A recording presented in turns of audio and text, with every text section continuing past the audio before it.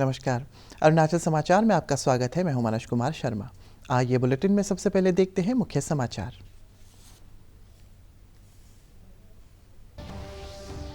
प्रधानमंत्री नरेंद्र मोदी ने नई दिल्ली के प्रगति मैदान में इंटरपोल महासभा को किया संबोधित। विश्व को बेहतरीन स्थान बनाने के लिए सभी से सहयोग का किया आह्वान। कहा, दुनिया भर में पुलिस बलों ने किसी भी संकट के समय आगे बढ़कर किया काम।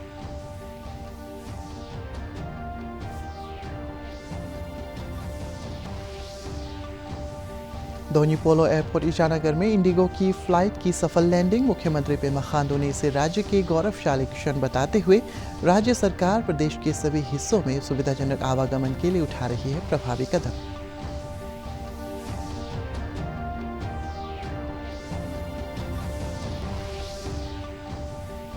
राज्य के शिक्षा और संस्कृति मंत्री ताबा तेदिर ने पाकी केसांग में indigenous tribal culture centre Nedar Namlo का किया उद्घाटन। कहा, सरकार प्रदेश की सभी जनजातियों की संस्कृति विरासत के संरक्षण के प्रति वचनबद्ध। इसे केंद्र के माध्यम से स्थानीय भाषा, कला, संस्कृति और पूजा पद्धति के संरक्षण में मिलेगी मदद।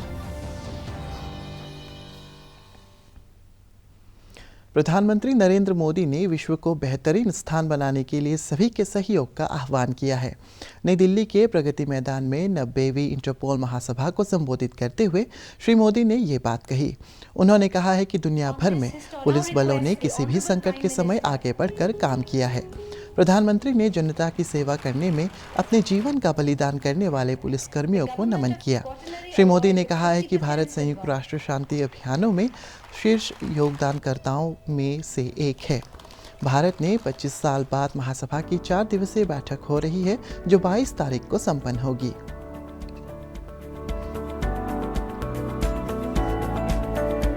It is great to have you here at a time that is significant for both India and the Interpol. India is celebrating 75 years of independence in 2022. It is a celebration of our people, culture and achievements. It is a time for looking back at where we came from and also for looking ahead at where we want to go. The Interpol is also approaching a historic milestone. In 2023, Interpol will be celebrating 100 years of founding.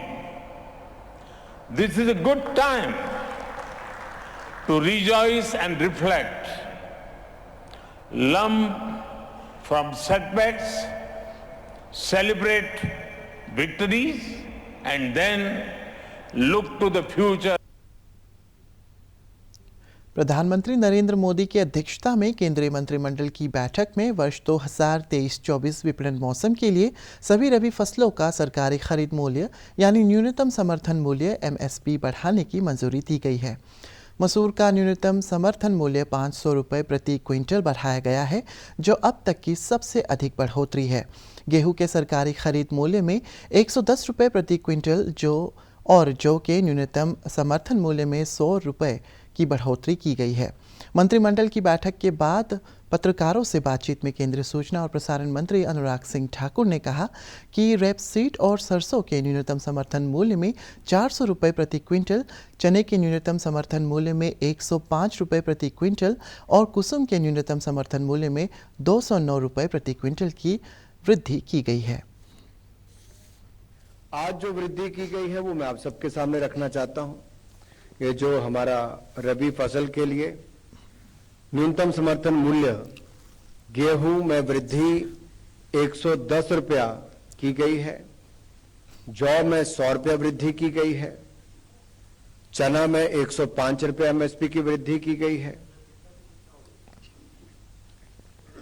आपको ऐसे बता देता हूं, गेहूं में 110 रुपया वृद्धि की गई है, 215 रुपये से बढ़ाकर इसको 2125 रुपये किया गया है। जौ को 100 रुपया बढ़ोतरी की गई, जो 1635 से बढ़ के 1735 किया गया है। चना में 105 रुपए की वृद्धि हुई, जो 5,230 से बढ़कर 5,335 रुपए अब किया गया है। मसूर में 500 रुपए की वृद्धि की गई है, जो 5,500 से बढ़ाकर 6,000 रुपया किया गया है। रेपसीड जो सरसों 400 रुपए की वृद्धि की गई है, 5,050 से बढ़ाकर 5,450 रुपया कर दिया गया।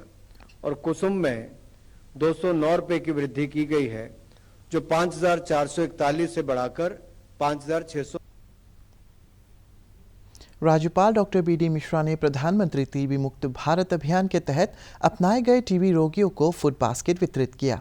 राज्यपाल ने निक्षय मित्र के रूप में 2 तपेदिक रोगियों को अपनाया है और उन्हें राजभवन ईटानगर में आयोजित एक कार्यक्रम में स्वस्थ रहने के लिए पोषक खाद्य पदार्थ प्रदान किया गया। राजभवन द्वारा जारी विज्ञप्ति के अनुसार प्रत्येक महीने अपनाए गए टीबी मरीजों को चिकित्सकों की सलाह के अनुसार फूड बास्केट प्रदान किया जाता है। राज्यपाल ने प्रधानमंत्री नरेंद्र मोदी के विजन के अनुरूप ग्लोबल डेडलाइन 2030 से पहले वर्ष 2025 तक भारत को टीबी मुक्त बनाने में लोगों से सहयोग का आह्वान किया। राज्यपाल ने अधिकारियों से प्रधानमंत्री टीबी मुक्त भारत अभियान के तहत राज्य के सभी हिस्सों में लोगों को जागरूक करने को कहा है।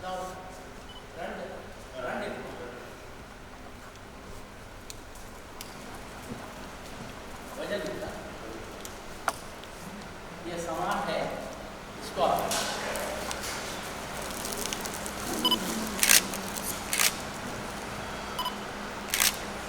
ये पूरा सब चीज़ खाना है, रोज रोज ऐसा थोड़ा थोड़ा खाओ, रोज खाओ।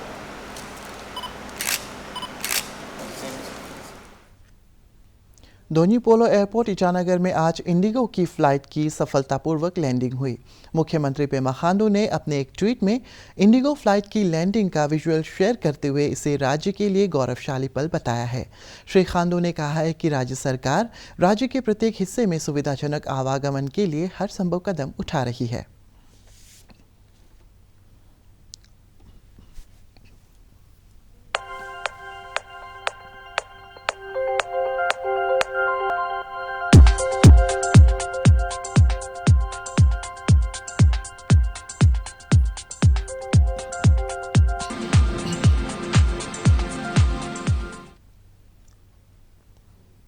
केंद्रीय नागरिक उड्डयन मंत्री ज्योतिरादित्य सिंधिया ने आज कहा है कि महामारी के बाद हवाई यात्रा की मांग तेज हुई है और उन्होंने 8 राज्यों तथा केंद्र शासित प्रदेशों से विमान ईंधन पर वैट मूल्यवर्धित कर कम करने का आग्रह किया है।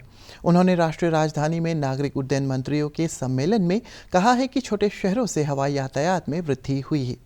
घरेलू हवाई यात्रा करने वालों की संख्या कोविड से पहले के स्तर पर पहुंच गई है और हाल के दिनों में दैनिक यात्रियों की संख्या 2 बार 4 लाख का आंकड़ा पार कर गई है। श्री सिंधिया ने कहा है कि विमान ईंधन पर मूल्य वर्धित कर अभी भी 8 राज्यों और केंद्र शासित प्रदेशों में 20-30% तक है और उन्होंने इसे कम करने का आग्रह किया। विमान ईंधन की लागत एयरलाइन की परिचालन लागत का एक महत्वपूर्ण हिस्सा है। In many ways is going to come from civil aviation. If you look at the metro traffic growth in India, जो बड़े बड़े शहर रहते हैं, हम दिल्ली की बात करें, Mumbai, Calcutta, Chennai, Bangalore,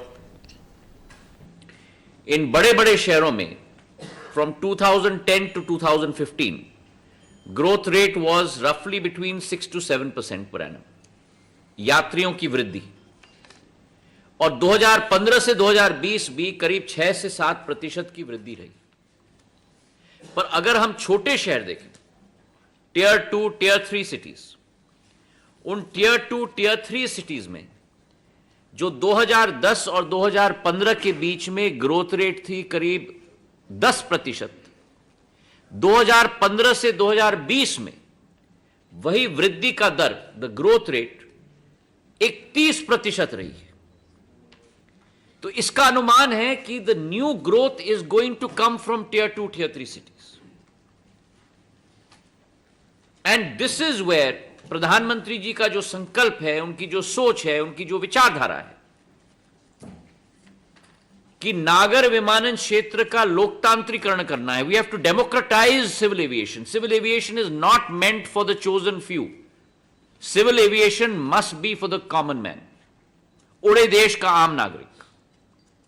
and therefore the consistent effort of this government to concentrate on development of airport infrastructure in smaller cities, which will be the new growth areas in the days to come, to provide air connectivity through a viability gap funding mechanism to those unserved or underserved, असेवित या अल्पसेवित airports में connectivity हम लोग provide करें।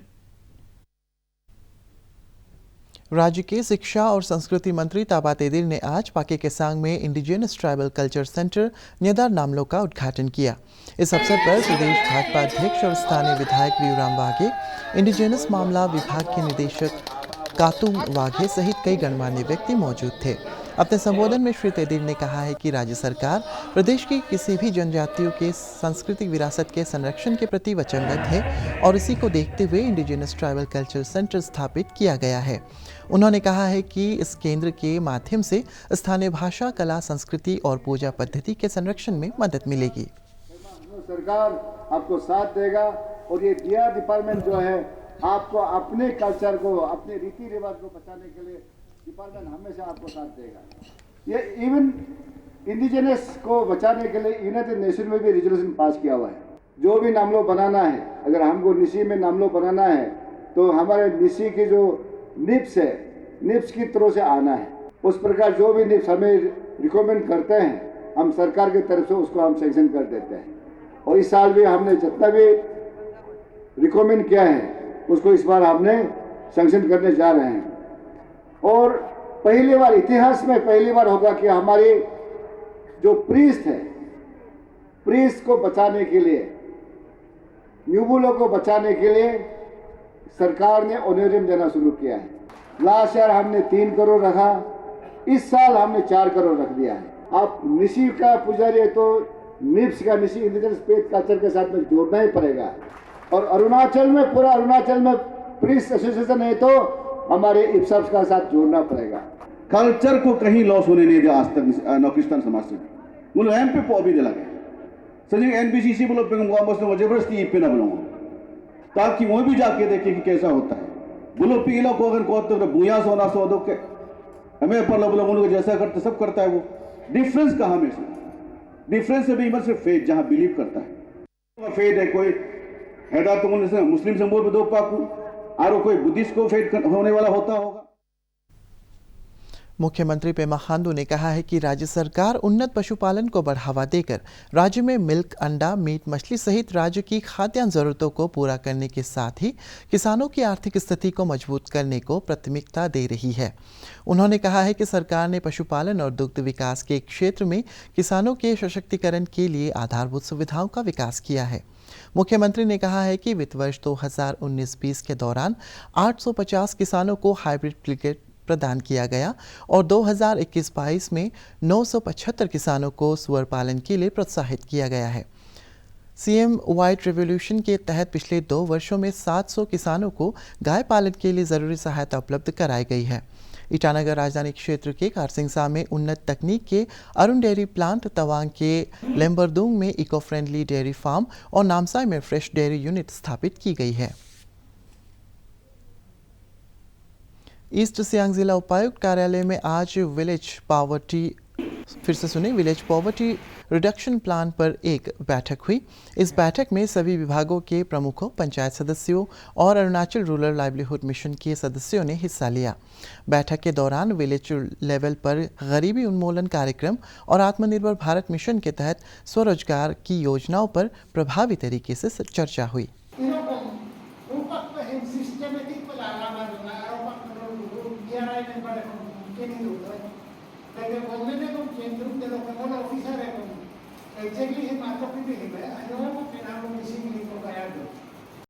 आज का जो programme है उसका नाम है orientation on village poverty reduction plan, जो कि एक सब प्लान है जीपीडीपी के अंदर, ग्राम पंचायत डेवलपमेंट प्लान के अंदर। और जो ये वीपीआरपी है, विलेज पॉवर्टी रिडक्शन प्लान, ये प्लान को बनाता है सेल्फ हेल्प ग्रुप्स के मेंबर। और जो जीपीडीपी है उस प्लान में वीपीआरपी को इंक्लूड कर दिया जाता है। तो वीपीआरपी का जो प्लान होता है वो ग्राम सभा में प्रेजेंट किया जाता है। उससे पहले जो सेल्फ हेल्प ग्रुप के मेंबर्स हैं वो अपने विलेज लेवल में, जीपी लेवल में प्लान्स को बनाते हैं। प्लान्स में होता है जैसे कि एंटाइटलमेंट प्लान फॉर एग्जांपल। तो एंटाइटलमेंट प्लान में जैसे कि नरेगा का job card, ration card, Ujjwala card, window pension, disability pension, इस तरह का जो भी एंटाइटलमेंट्स है जो गवर्नमेंट ऑफ इंडिया के द्वारा हम लोगों को दिया जाता है टू इट्स सिटीजन्स। तो इसी तरीक़ा से फिर नेक्स्ट प्लान बनाते हैं लाइवलीहुड प्लान, यानी कि आमदनी का प्लान। तो उस प्लान में उन लोग खेती बाड़ी में इस बार का जो खेती बाड़ी का प्लान होगा उसमें क्या करेंगे अगर। फिर आता है goods and service, public goods and service. उस पर जैसे कि जो भी इंफ्रास्ट्रक्चर्स होता है गांव में, जैसे कि रोड हो गया, कम्युनिटी हॉल हो गया, आंगनबाड़ी सेंटर, हॉस्पिटल्स, इस तरह का इंफ्रास्ट्रक्चर डेवलपमेंट प्लान्स को भी बनाते हैं। अरुणाचल प्रदेश पुलिस की स्थापना के 50 वर्ष पूरे होने के उपलक्ष्य में आयोजित किए जा रहे स्वर्ण जयंती कार्यक्रम के तहत सैनिक स्कूल ईस्ट सियांग के परिसर में जिला पुलिस द्वारा कैडेटों के लिए जागरूकता कार्यक्रम आयोजित किया गया। इस अवसर पर पुलिस अधीक्षक सुमित कुमार झा, IRBN की 5वीं बटालियन की कमांडेंट ऐश्वर्या शर्मा सहित कई पुलिस अधिकारियों ने कैडेट्स को साइबर क्राइम, रैगिंग, मादक पदार्थों के सेवन से स्वास्थ्य पर पड़ने वाले बुरे असर और कई महत्वपूर्ण विषयों पर जागरूक किया।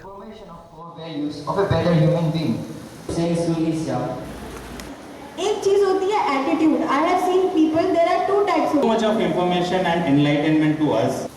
Second is POCSO Act 2000। Drugs हमेशा निगेटिव ही है। आप हमेशा ये सोचो, एक रैगिंग जो होता है, कब वो रैगिंग उस चीज में कन्वर्ट हो जाता है कि एक पुलिस कंप्लेंट आ जाती है और पुलिस फिर उस पे एक्शन लेता है। किसी एक बच्चे को थाना में ले जाना पड़ता है, उसको एप्रीहेंड करके और जुवेनाइल होम में बंद करके रखना पड़ता है। ये सारे इंसिडेंट्स भी कहीं-कहीं बोर्डिंग स्कूल्स में होते। कॉमर्स विभाग के परिसर में युवा स्टार्टअप्स को वरिष्ठ IFS अधिकारी विनय प्रधान और आलोक झा द्वारा प्रशिक्षण दिया गया। स्टार्टअप को ट्रेड, टेक्नोलॉजी, टूरिज्म सहित विभिन्न विषयों के बारे में प्रशिक्षित किया गया। सरकार युवाओं का कौशल विकास कर स्थानीय मांग को ध्यान में रखकर उन्हें स्टार्टअप शुरू करने के लिए प्रोत्साहित कर रही है और इसी के तहत उन्हें ये प्रशिक्षण दिया गया।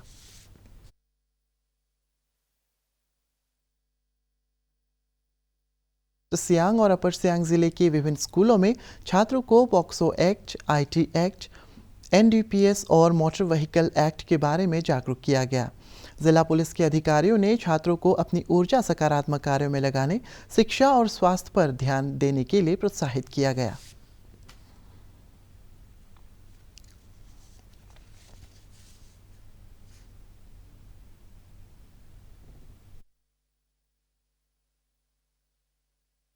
और असम में आज काटी बिहू मनाया जा रहा है। इसे कोंगाली बिहू भी कहते हैं। इस दिन फसल कटाई की शुरुआत होती है और धान की फिर बुआई की जाती है। इस अवसर पर लोग अपने घरों के बाहर रोशनी करते हैं और अच्छी फसल के लिए प्रार्थना करते हैं। लोग अपने घरों के बाहर तुलसी का पौधा भी लाते हैं और लक्ष्मी पूजा करते हैं।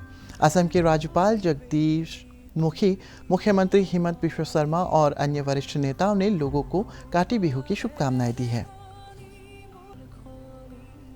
अरुणाचल समाचार के आज के अंक में इतना ही। जाने से पहले आप सभी से अनुरोध है कि कोविड-19 के दिशा निर्देशों का पालन करें, हमेशा मास्क लगाएं, बार बार हाथ धोएं और सोशल डिस्टेंसिंग के नियमों को मानें।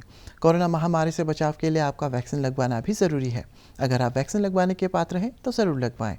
हम कल फिर हाजिर होंगे अरुणाचल और देश और दुनिया की खबरों के साथ। चलते चलते आपको बता दें कि आप अरुणाचल समाचार हमारे YouTube channel DD news Arunachal पर भी देख सकते हैं। देखते रहिए अरुण प्रभा। नमस्कार।